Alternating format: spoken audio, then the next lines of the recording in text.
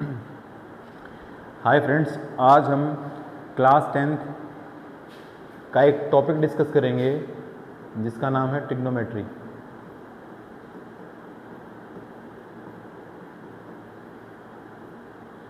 इसको डिस्कस करने से पहले हम कुछ थोड़े से बेसिक डिस्कस करेंगे। जैसे फर्स्ट जो बेसिक है हमारा ट्रिग्नोमेट्री ट्रायंगल पे डिफाइन हो रहा है, तो सबसे पहले हम डिफाइन करेंगे कि ट्रायंगल का फॉर्मेशन कब होगा।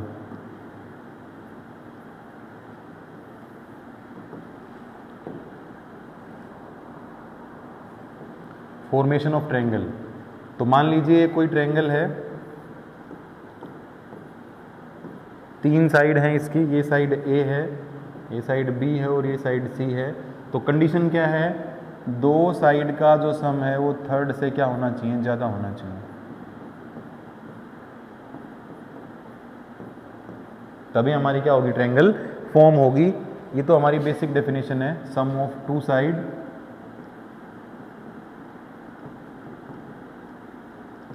Is greater than third side. इसी डेफिनेशन को अगर मैं डिफरेंस में ले आऊं तो डिफरेंस में कैसे करेंगे, देखिए दो साइड का डिफरेंस क्या होगा, थर्ड साइड से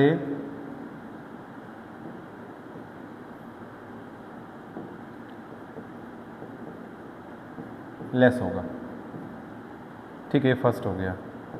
सेकंड है b minus C, C minus B less than A. Third है b माइनस सी हो गया ना, a minus C, C minus A less than b। जैसे मान लीजिए एक सिंपल सा एग्जाम्पल लेते हैं, सिंपल से एक ट्रायंगल लेते हैं ना, राइट एंगल ट्रायंगल। अभी बताएंगे आगे कंडीशन क्या है राइट एंगल ट्रायंगल की। वही फिर से मान लेते हैं, साइड हमारी a है, ये साइड हमारी b है, ये साइड हमारी c है। वैल्यू दे रहा हूँ इनको मैं, मान लीजिए ये 3 है, ये 4 है और ये 5 है। अब यहाँ से डिफरेंस चेक कर रहा हूँ मैं किसका, फर्स्ट लेते हैं a और b का डिफरेंस मैं चेक कर रहा हूँ। तो जब हम a और b का डिफरेंस चेक करेंगे उसमें देखिए क्या होगा, a माइनस बी यहाँ से कितना होगा, a माइनस बी की वैल्यू यहाँ से होगी 3 माइनस 5 यानी -2, और -2 जो हो क्या है 4 से लेस है। b माइनस से क्या होगा, b माइनस से 2 होगा, वो भी क्या है 4 से लेस है। तो ये दोनों कंडीशन हमको याद रखनी है कि sum of two side is greater than third side, और इसको क्या बोलेंगे, difference of two side, difference of two sides is greater than, sorry, difference of two sides, difference of two sides is less than third side. ये दोनों condition हमको याद रखनी है, तब हमारी ट्रायंगल बन जाएगी। तो ये बेसिक कंडीशन थी हमारी किसकी, फॉर्मेशन ऑफ ट्रायंगल की। इसके बाद डिस्कस करेंगे हम टाइप्स ऑफ ट्रायंगल को। ठीक है, नेक्स्ट स्लाइड ले रहा हूं मैं कि बेस्ड ऑन एंगल तो बता देंगे हम, बेस्ड ऑन एंगल हमारे पास टाइप ऑफ ट्रायंगल क्या है भाई। फर्स्ट हमारा क्या है, एक्यूट है ना, ऑल एंगल्स लेस देन 90। फिर अपने पास क्या है, ऑब्ट्यूज है, वन एंगल ग्रेटर देन 90। ठीक है, और राइट एंगल क्या है, वन एंगल 90 डिग्री। ये कंडीशन तो हो गई हमारी based on angle, types of triangle. अब बात कर लेते हैं कि based on side, based on side, side के बेस अपने पास जो ट्रायंगल हैं वो क्या क्या हैं। देखिए ट्रायंगल तो वही है अपने पास, लेकिन कंडीशन अलग अलग हो जाती हैं। जैसे फर्स्ट कंडीशन में, फर्स्ट ट्रायंगल की कंडीशन बोल देता हूँ, फर्स्ट सेकंड थर्ड। तो फर्स्ट कंडीशन की ट्रायंगल की कंडीशन क्या है, ये कंडीशन है, ये किसकी है, एक्यूट की है ये। फिर उसके बाद ऑब्ट्यूज की क्या है, ये ऑब्ट्यूज की है। और थर्ड है अपने पास राइट एंगल ट्रायंगल, जिसको हम क्या बोलते हैं। अब देखिए वहाँ हमने पिछले वाली स्लाइड में बी किसको माना था, बी एच को माना था ना, तो यहाँ से क्या होगा, इसको मैं उधर लिख देता हूँ ना बी को, या फिर मान लीजिए यहाँ पे मैं ऐसे लिख रहा हूँ और ये राइट एंगल ट्रायंगल है, यहाँ मैं अलग से मेंशन कर देता हूँ, चलिए ठीक है। यहाँ हम बोल देते हैं ए बी, ये क्या है, आर बेस एंड परपेंडिकुलर,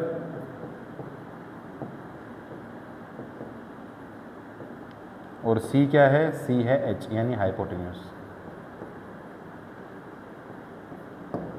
ये कंडीशन भी हमको याद रखनी है। हो सकता है हमसे ये पूछ ले कि भाई राइट एंगल ट्रायंगल की कंडीशन क्या है या एक्यूट एंगल ट्रायंगल की कंडीशन क्या है। जब हमको एंगल नहीं दे रखा और डायरेक्ट हमको बताना हो तो उस केस में हम इन कंडीशन को यूज़ कर सकते हैं, ठीक है। अब मैं आ रहा हूँ, क्योंकि हमारा टॉपिक जो है ट्रिग्नोमेट्री है, तो अब मैं आ रहा हूँ जो हमारा मेन टॉपिक है। हमारा मेन टॉपिक क्या है, राइट एंगल ट्रायंगल पे है। तो राइट एंगल ट्रायंगल देखिए अपने पास कंडीशन तो आई गई है। ट्रिग्नोमेट्री को डिफाइन करने के लिए क्या होना चाहिए अपने पास, राइट एंगल ट्रायंगल होनी चाहिए, ठीक है। मान लेते हैं अपने पास ये ट्रायंगल है ए बी सी और यहाँ पे ये राइट एंगल है, ठीक है। ये एंगल है थीटा, ठीक है। ये बेस है, ये परपेंडिकुलर है और ये हाइपोटेन्यूज है, ठीक है। सबसे पहले जो हमारी पाइथागोरस थ्योरम थी वो हमने याद रखनी है, क्या है, पाइथागोरस थ्योरम हमारी ये है, पी शॉर्ट फॉर्म ले लिया मैंने, बेस के लिए मैंने लिखा बी, परपेंडिकुलर के लिए लिखा पी और हाइपोटेन्यूज के लिए लिखा एच। तो अभी जो मैं डिफाइन करूंगा, अब मैं क्या करूंगा, साइड का रेशो लूंगा। और साइड का रेशो देखिए मैं कैसे लूंगा, सबसे पहले मैं बेस एंगल को देखूंगा कहाँ पे है, जहाँ बेस एंगल जिस साइड के साथ बेस एंगल बन रहा है, जैसे मान लीजिए यहाँ पे बेस एंगल यहाँ बन रहा है नीचे, ये वाला एंगल है, तो यहाँ मेरा बी सी बेस है। ये ध्यान रखना है अपने को सबसे पहले क्या करना है, बेस एंगल को पहचानना है। अगर बेस एंगल हमने पहचान लिया तो हमारा काम है वो बहुत ज़्यादा आसान हो जाएगा, ठीक है।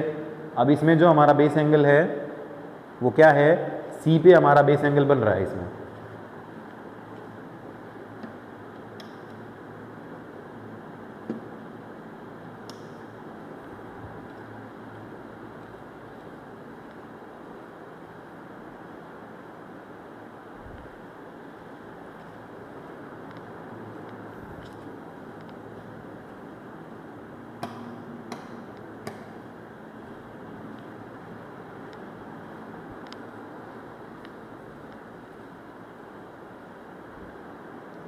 ठीक है, हमारा बेस एंगल कहाँ पे, इसमें सी पे है। तो सबसे पहले मैं रेशो की बात करूँगा। रेशो देखिए हम कैसे लिखते हैं, जैसे आपको अच्छा लगे वैसे आप लिख सकते हैं। मैं इसमें 3 रेशो ले रहा हूँ। अगर ये 3 रेशो हमने कर लिए तो बाकी सारे रेशो हमारे हो जाएंगे। और इसको डिवाइड किससे कर रहा हूँ, देखिए वैसे तो हमारा रेशो लिखने का तरीका ये होता है, ठीक है। अब क्या करेंगे, 3 से ले लेंगे इसको, एच एच बी, फिर 3 यहाँ से पी बी और पी। जैसे आपको उचित लगे वैसे आप इनको याद रख सकते हैं। हम क्या करेंगे, इन दोनों पे फोकस करेंगे पहले, बस 2 पे। अगर ये 2 हमारे हो गए तो बाकी सारे हम इजीली कर पाएंगे। देखिए जो फर्स्ट में मैंने लिखा है, रेशो मैंने लिया है परपेंडिकुलर का और हाइपोटेन्यूज का। जब रेशो मेरा, ये बेस एंगल मेरा क्या है, सी पे बन रहा है, तो पी बाई एच, यानी यहाँ से अगर मैं बात करूँ तो ए बी अपॉन ए सी, ये क्या होगा, साइन ऑफ बेस एंगल। अब यहाँ पे बेस एंगल कितना है, बेस एंगल को मैंने थीटा माना है, तो यहाँ से ये जो आंसर आएगा मेरा क्या आ जाएगा, साइन थीटा। फर्स्ट हमारा रेशो आ गया और ये किसके बराबर हो गया, P अपॉन एच, फर्स्ट हमारा रेशो, ठीक है। उसके बाद सेकंड है हमारा B बाई एच, ये क्या है, cosine of base angle. Base angle theta है यहाँ पे, तो ये क्या हो गया, कॉस थीटा। अब देखिए यहाँ पे वर्ड आ गया कोसाइन। अब कोसाइन का मीनिंग क्या है, इसको क्या लिख सकते हैं हम, देखिए मैं यहाँ पे लिख देता हूँ इसको। कोसाइन का मीनिंग है कॉम्प्लीमेंट्री, कॉम्प्लीमेंट्री ऑफ साइन, यानी देखिए अब हमारे सिलेबस में कन्वर्जन शायद नहीं लग रहा मेरे को है 10th क्लास में, लेकिन अगर कन्वर्जन है हमारे में तो साइन क्यों चेंज हो रहा है कॉस में, तो क्योंकि साइन और कोस क्या है, दोनों कॉम्प्लीमेंट्री एंगल है एक दूसरे के, ठीक है। तो ये कोसाइन का मतलब क्या है, कॉम्प्लीमेंट्री ऑफ साइन। अब एक डाउट हमारे मन में ये भी आता है कि यहीं इसको सोल्व कर देते हैं कि भाई साइन थीटा का मतलब क्या है, साइन इंटू थीटा, ऐसे मल्टीप्लाई करके लिखा है, तो ये सही नहीं है, ये गलत है। साइन थीटा क्या है, साइन थीटा अपने आप में एक फंक्शन है। अब 10th क्लास में फंक्शन है नहीं, तो ये जैसे हम लिखते हैं ना 2x, अब 2x का मीनिंग क्या है, 2 इंटू एक्स है, भाई 2 की मल्टीप्लाई किससे हुई है, x से। लेकिन साइन थीटा का मतलब साइन इंटू थीटा नहीं है। साइन थीटा क्या है, एक वैल्यू है, जहाँ पे थीटा की हम वैल्यू डालेंगे तो हमको क्या है, एक वैल्यू मिलेगी, ये हमको याद रखना है। तो 2 रेशियो मैंने लिख लिए हैं, पहला हमने लिखा है क्या, p/h, दूसरा क्या लिखा हमने, b/h। अब थोड़ा सा मैं अगली स्लाइड पे जा रहा हूँ, एक बार इसको देख लो। हम अगले क्या करेंगे, अगला ट्रिग्नोमेट्रिक फंक्शन लेंगे, हमारा नेक्स्ट ट्रिग्नोमेट्रिक फंक्शन जो है वो क्या है, अगला रेशियो हम देखेंगे, थर्ड वाला रेशियो देखिए क्या है, p/b है। तो जो हमने p/b लिखा है, इसको मैं ऐसे भी तो लिख सकता हूँ कि ये p/h, ऊपर भी h से डिवाइड कर दूँ, नीचे भी h से डिवाइड कर दूँ, तो p/h क्या होता है, ये तो होता है साइन थीटा, और b/h क्या होता है, ये होता है कॉस थीटा, और साइन अपॉन कोस क्या होता है, ये होता है टेन थीटा। तीसरा एंगल आ गया हमारा टेन थीटा, इसको बोलेंगे टेंजेंट ऑफ थीटा, ठीक है। अब 3 मैंने निकाल लिए, बाकी 3 की बात अगर हम करें, देखिए ध्यान से, ये क्या है, ये है p/h, तो ये क्या है h/p, यानी इसका क्या है, ये रेसिप्रोकल है। ये क्या है b/h, तो इसका रेसिप्रोकल क्या है h/b। ऐसे ये क्या है p/b, p/b का रेसिप्रोकल क्या है b/p। तो अब क्या करेंगे, अब रेसिप्रोकल एंगल आ जाएंगे अपने पास। तो इस केस में देखिए क्या होगा, ये जो हमने लिखा है थर्ड है हमारा, मान लीजिए फोर्थ में मैं b/p कर दूं थोड़ी देर के लिए, इसी का उल्टा कर रहा हूं, तो क्या होगा, ये होगा भाई b/h, p/h, cos by sine, और कॉस बाई साइन मतलब क्या है, ये उल्टा हो गया टेन का, और ये हो गया कॉट थीटा। कॉट थीटा का मतलब फिर से वही है, क्या है, complementary of tan, complementary of tan theta is cot theta. तो इसका मतलब टेन कॉट में चेंज होगा, कॉट टेन में चेंज होगा। 2 और बच गए अपने पास, p/h था पहला, अब है h/p, तो इसको लिख सकते हैं 1 अपॉन में साइन थीटा, जो कि होता है कोसिकेंट थीटा। और लास्ट वाला बच गया क्या,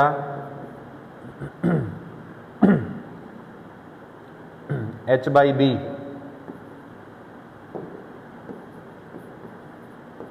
वन बाई कॉस थीटा, यानी होगा सीकेंट थीटा। अब ध्यान से देखिए, इन दोनों एंगल में है, ये कोसिकेंट क्या है, कॉम्प्लीमेंट्री ऑफ सीकेंट थीटा, यानी सीकेंट किस में चेंज होगा, कोसिकेंट में चेंज होगा। कोसिकेंट किस में चेंज होगा, सीकेंट में चेंज होगा, ये हमको ध्यान रखना है। और वैसे साइन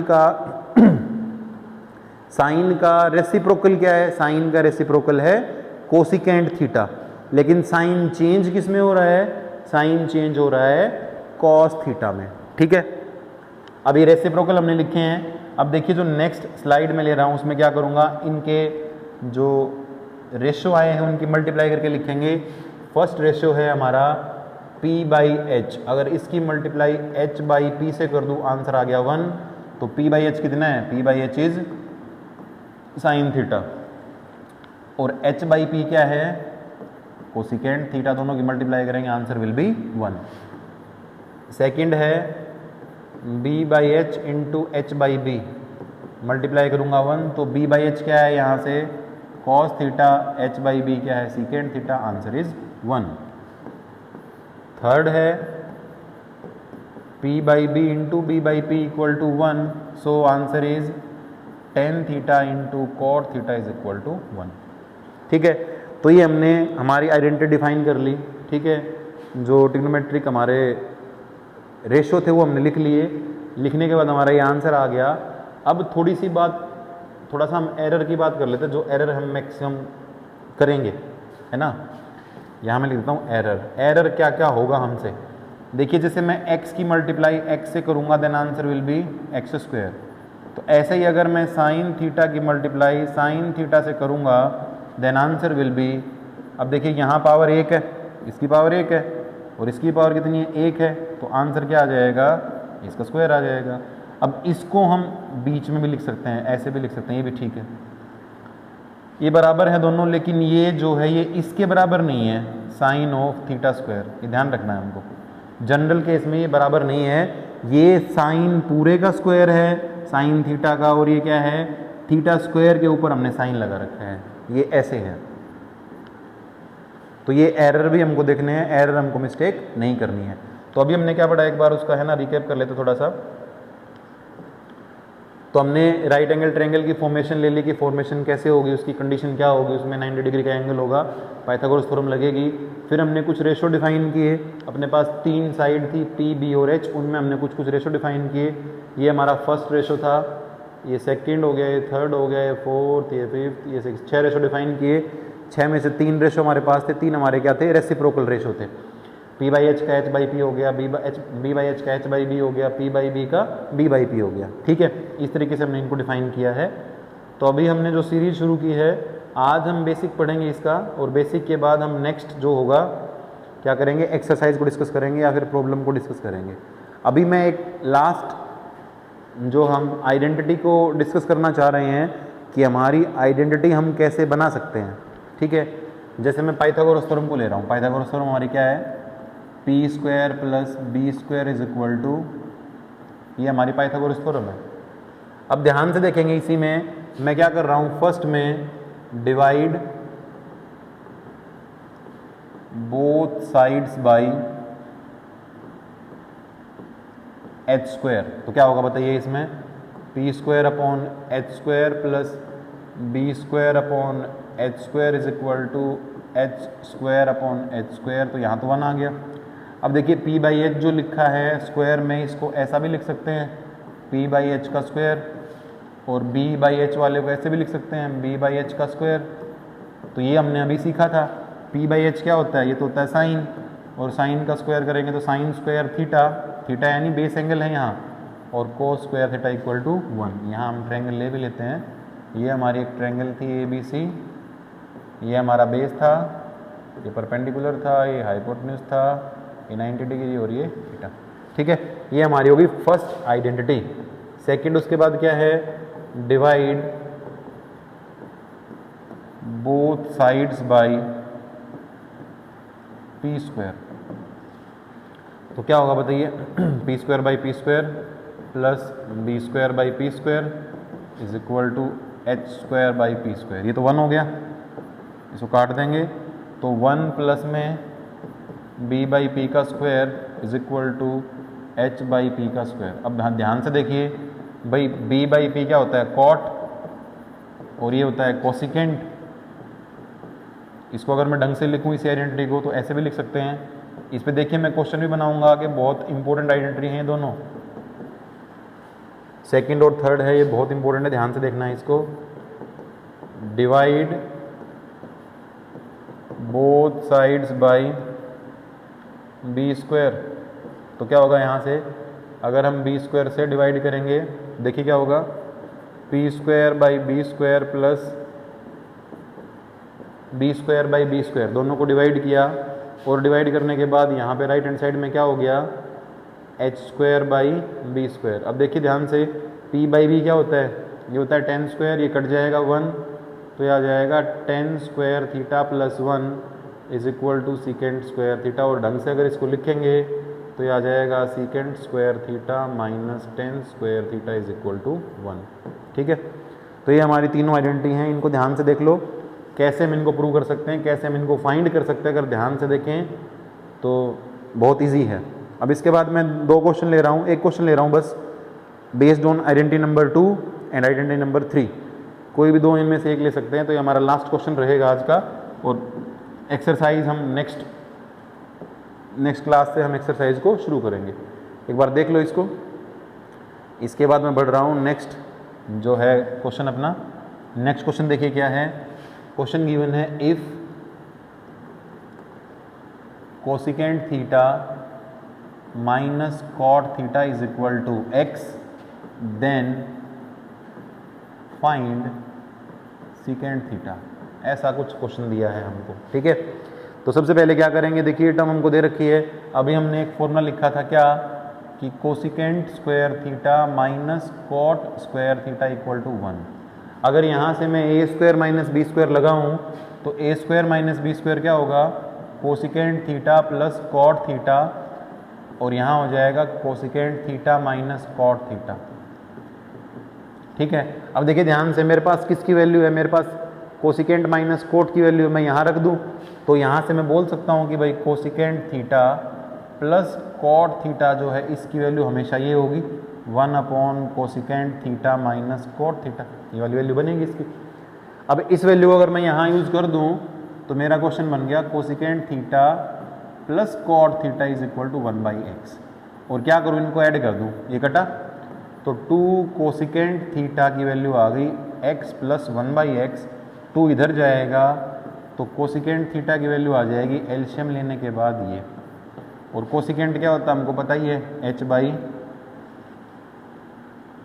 p। यहाँ से बेस निकाल सकते हैं क्या, बेस के लिए क्या होगा h का स्क्वायर माइनस p का स्क्वायर, h का स्क्वायर करिए x स्क्वायर प्लस 1 का स्क्वायर माइनस में 2x का square.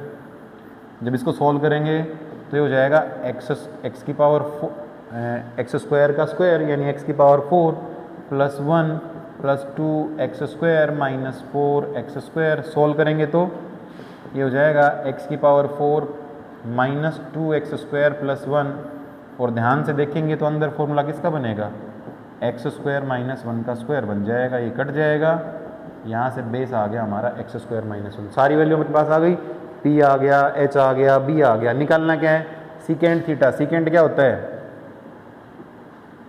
h by B. h की वैल्यू कितनी है बताओ, यहाँ से h अपने पास है x स्क्वायर प्लस 1, और यहाँ से अपने पास b कितना है, b हमने अभी निकाला है x स्क्वायर माइनस 1, ये किसकी वैल्यू हो गई, सीकेंट थीटा। ये कितना इजी क्वेश्चन था, तो ये क्वेश्चन इसी आइडेंटिटी के बेस्ड है।